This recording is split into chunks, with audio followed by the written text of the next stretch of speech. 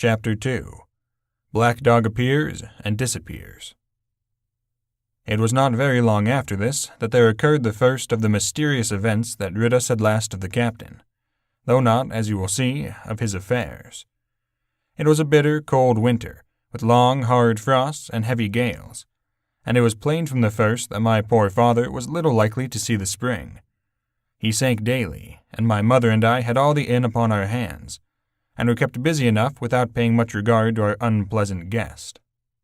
It was one January morning, very early, a pinching, frosty morning, the cove all grey with hoarfrost, the ripple lapping softly on the stones, the sun still low and only touching the hilltops and shining far to seaward. The captain had risen earlier than usual and set out down the beach, his cutlass swinging under the broad skirts of the old blue coat, his brass telescope under his arm, his hat tilted back upon his head. I remember his breath hanging like smoke in his wake as he strode off, and the last sound I heard of him as he turned the big rock was a loud snort of indignation, as though his mind was still running upon Dr. Livesey. Well, Mother was upstairs with Father, and I was laying the breakfast table against the captain's return, when the parlor door opened, and a man stepped in on whom I had never set my eyes before. He was a pale, tallowy creature, wanting 2 fingers of the left hand, and though he wore a cutlass, he did not much look like a fighter. I had always my eye open for seafaring men, with 1 leg or 2, and I remember this one puzzled me. He was not sailorly, and yet he had a smack of the sea about him, too. I asked him what was for his service, and he said he would take rum, but as I was going out of the room to fetch it, he sat down upon a table and motioned me to draw near. I paused where I was, with my napkin in my hand. "Come here, sonny," says he. "Come nearer here." I took a step nearer. "Is this here table for my mate Bill?" he asked with a kind of leer. I told him I did not know his mate Bill, and this was for a person who stayed in our house whom we called the captain. "Well," said he, "my mate Bill will be called the captain, as like as not.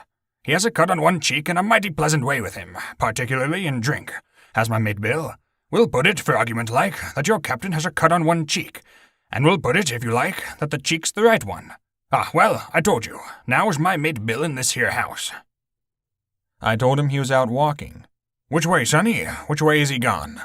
And when I had pointed out the rock and told him how the captain was likely to return, and how soon, and answered a few other questions, said he, "this will be as good as a drink to my mate Bill."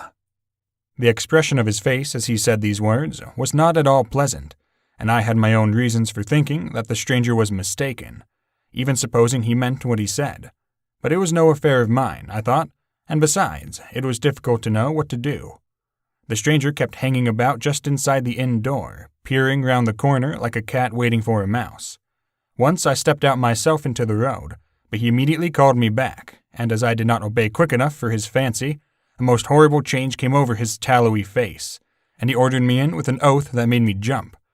As soon as I was back again, he returned to his former manner, half fawning, half sneering, patted me on the shoulder, told me I was a good boy, and he had taken quite a fancy to me. "I have a son of my own," said he, "as like you as 2 blocks, and he's all the pride of my heart. But the great thing for boys is discipline, sonny, discipline. Now, if you had sailed along of Bill, you wouldn't have stood there to be spoken to twice, not you. That was never Bill's way, nor the way of sich as sailed with him. And here, sure enough, is my mate Bill, with a spyglass under his arm, bless his old heart, to be sure. You and me'll just go back into the parlor, sonny, and get behind the door, and we'll give Bill a little surprise. Bless his heart, I say again." So saying, the stranger backed along with me into the parlor, and put me behind him in the corner so that we were both hidden by the open door. I was very uneasy and alarmed, as you may fancy, and it rather added to my fears to observe that the stranger was certainly frightened himself.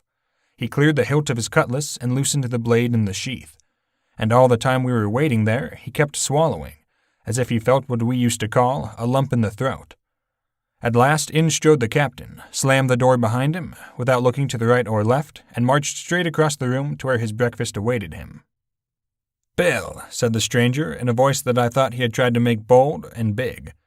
The captain spun round on his heel and fronted us. All the brown had gone out of his face, and even his nose was blue. He had the look of a man who sees a ghost, or the evil one, or something worse, if anything can be, and upon my word, I felt sorry to see him all in a moment turn so old and sick. "Come, Bill, you know me. You know an old shipmate. Bill, surely," said the stranger. The captain made a sort of gasp. "Black Dog," said he.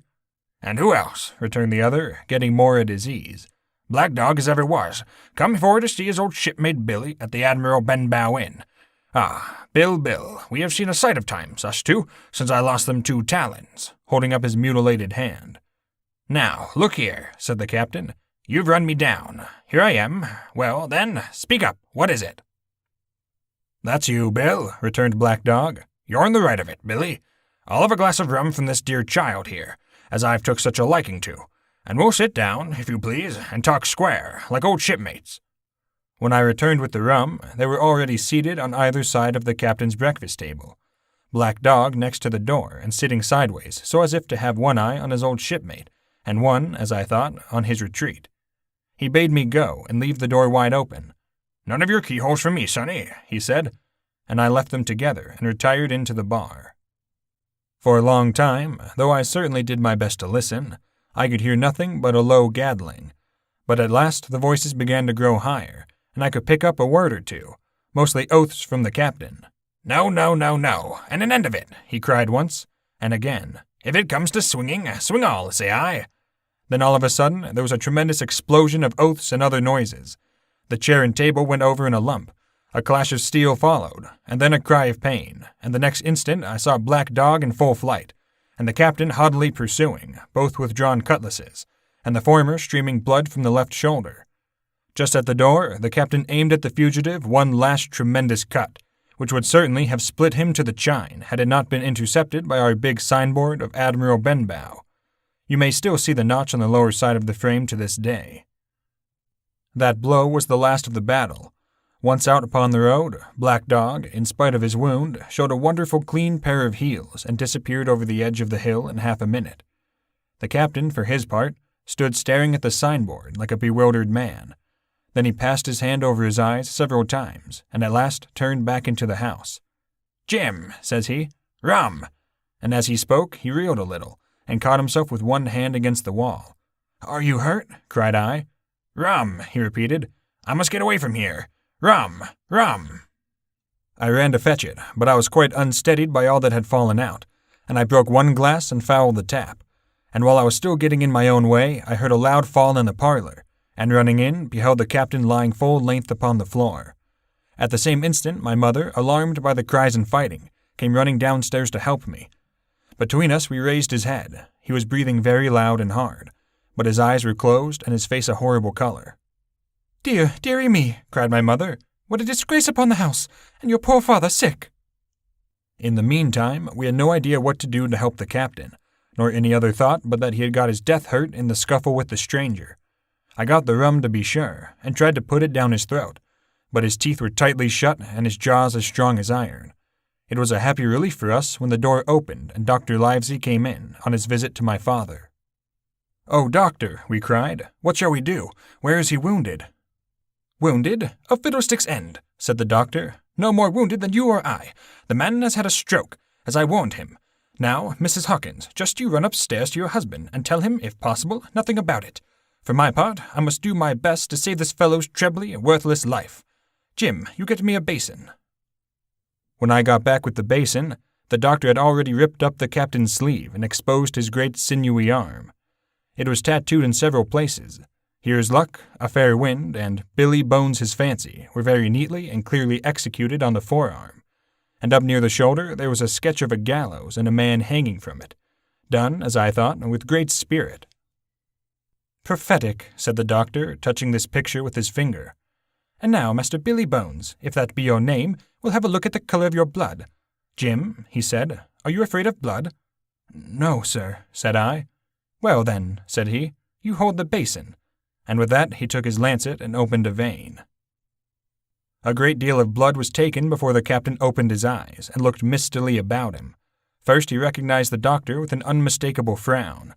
Then his glance fell upon me, and he looked relieved. But suddenly his color changed, and he tried to raise himself, crying, "Where's Black Dog?" "There is no Black Dog here," said the doctor, "except what you have on your own back. You have been drinking rum. You have had a stroke, precisely as I told you. And I have just, very much against my own will, dragged you head foremost out of the grave. Now, Mr. Bones, that's not my name, he interrupted. Much I care, returned the doctor. It's the name of a buccaneer of my acquaintance, and I call you by it for the sake of shortness. And what I have to say to you is this. 1 glass of rum won't kill you, but if you take one, you'll take another, and I stake my wig if you don't break off short, you'll die. Do you understand that? Die and go to your own place, like the man in the Bible. Come now, make an effort. I'll help you to your bed for once. Between us, with much trouble, we managed to hoist him upstairs and laid him on his bed, where his head fell back on the pillow as if he were almost fainting. Now, mind you, said the doctor, I clear my conscience. The name of rum for you is death. And with that, he went off to see my father, taking me with him by the arm. This is nothing, he said, as soon as he had closed the door. I have drawn blood enough to keep him quiet a while. He should lie for a week where he is. That is the best thing for him and you. But another stroke would settle him.